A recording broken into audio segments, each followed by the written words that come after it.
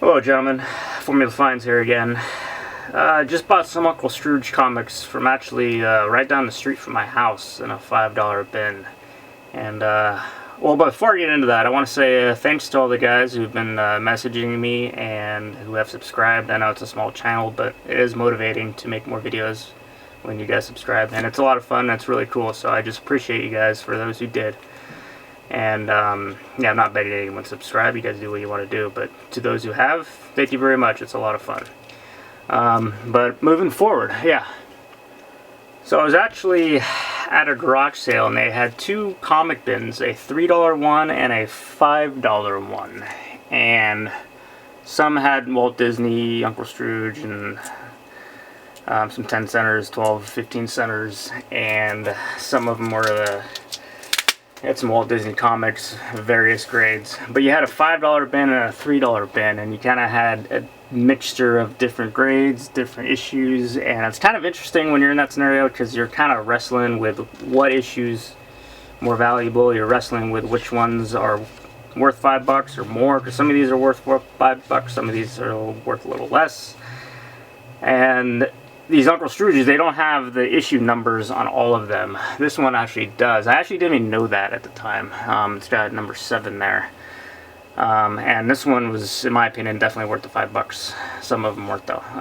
It's about a 4.0 and has obviously some writing on there. It's got some tanning, but I mean, heck, it's 1954 and it was connected. It's at the Staples.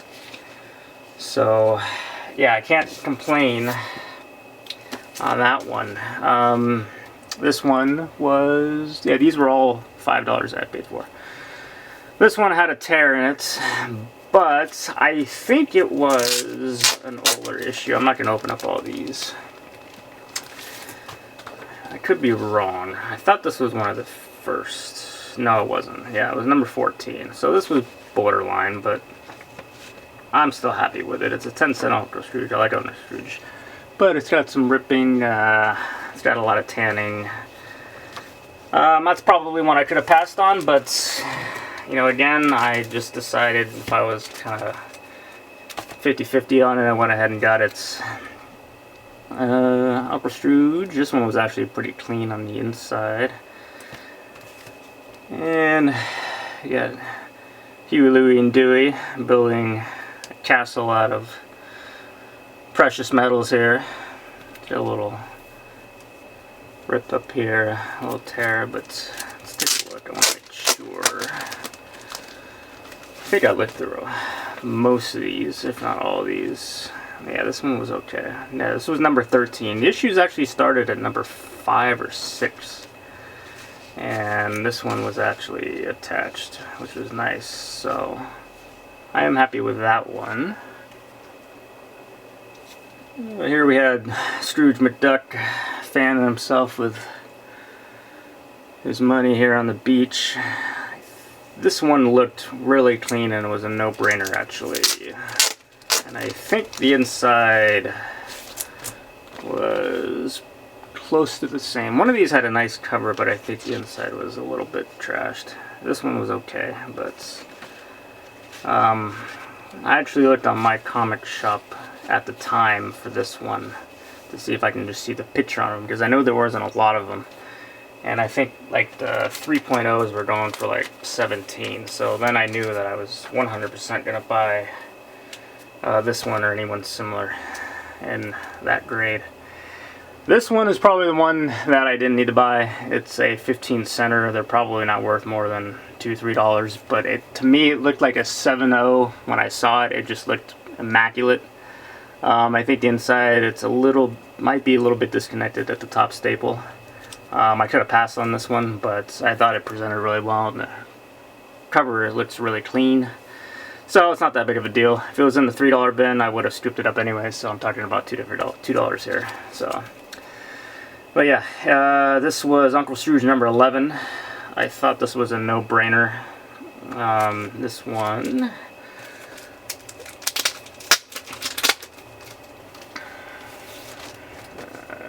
triple check, because now I'm a little more interested, because yeah, this one was okay. This one was actually fairly white, 1955.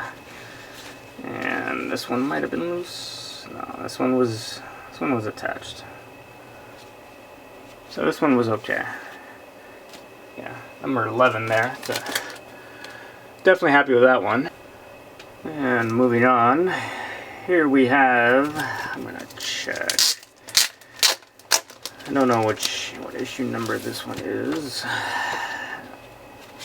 This one was a little lower grade. Yeah, it was a little rougher at the top. It is issue number 12, so I was still happy with buying it. But it is a little loose, and I guess that is questionable, but not a big deal. Uncle Scrooge. This one, again, I'm curious.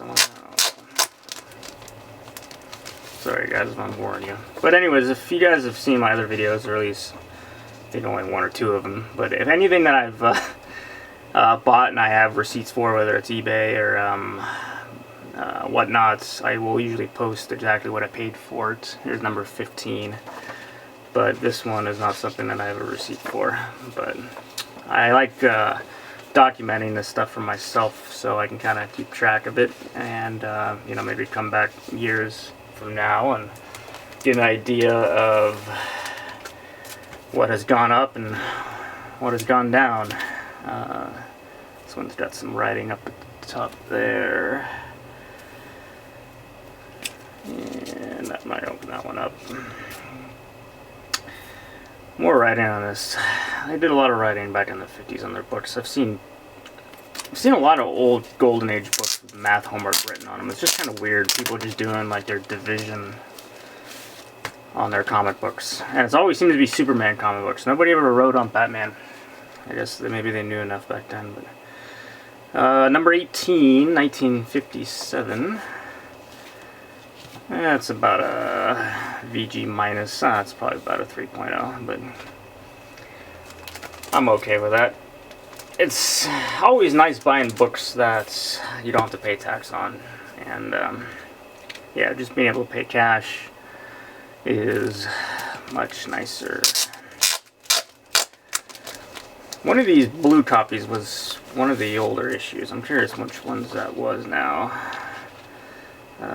This is number 19. This one's fairly clean. A little loose, but happy with that one. 10-cent Uncle Scrooge. This one was clean. Same stupid writing up here. And we got Santa Scrooge. And more writing. Curious what issue this one is.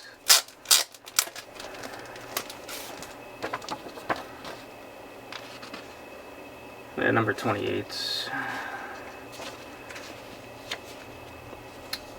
Yeah, this one had the multiple stories, but some of them, actually, I think half the book was just one story, which is nice. I didn't like it to where you had 3 or 4 pages and you're going on to Daffy Duck or whatever. They were good stories. This one was probably one that really excited me about it because it looked super clean. And I think this one was an older one, but yeah, I was really happy with the quality of this one. The spine is pretty nice. No, it's 29, so it wasn't the older ones. I think we passed what the older ones were, but.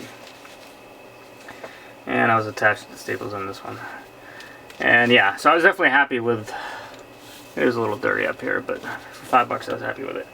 Yeah, and the last 2 books that I actually got that were in the bin were the Dell Giants. He had more Dell Giants, actually it was a she, but she had more Dell Giants, but they were pretty ripped up, and I wasn't too sure about exactly what the value of these were, but I just thought they were cool.